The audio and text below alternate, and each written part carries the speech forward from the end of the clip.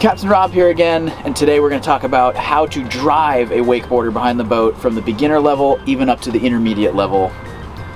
One of the most important things you want to look at is how long of a rope should you be putting your rider at. If they're a super beginner, you want to make it a little bit shorter than normal, so probably around 50, maybe 55 feet, or if they're even smaller, put it a little shorter, go 45 feet.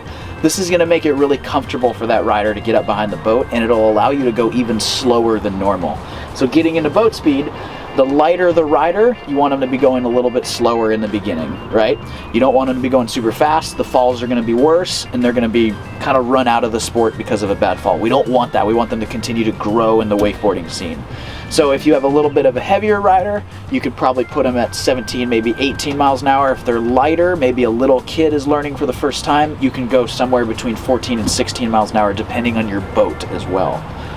As they get better, you can speed up, and that's going to define the wake a little bit more for them to do tricks in the air and start to learn how to jump.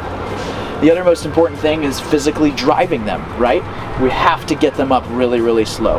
Nobody wants the driver that's going to slam the throttle down and yank someone out of the water. That's not going to work for anybody.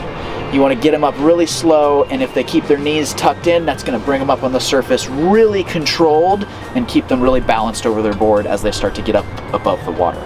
One more thing we wanted to mention is that when your rider falls, and it's going to happen, everybody's going to fall for their first time, you're going to have to turn the boat around and go get them. If you've got a big heavy wakeboard boat, it becomes a little bit difficult to actually go get your rider. It's really important that you take your time and get back to your rider in a timely manner, but without messing up everything else on the lake. So what we tend to tell people is, hey, don't power turn back to your rider. You want to get really slow, bring the throttle back to neutral, give the boat a little bit of a turn. As the rollers go by, start accelerating back to the rider. Make it somewhat of an urgent situation, but there's no need for you to blast at 22.5 miles an hour back to your rider.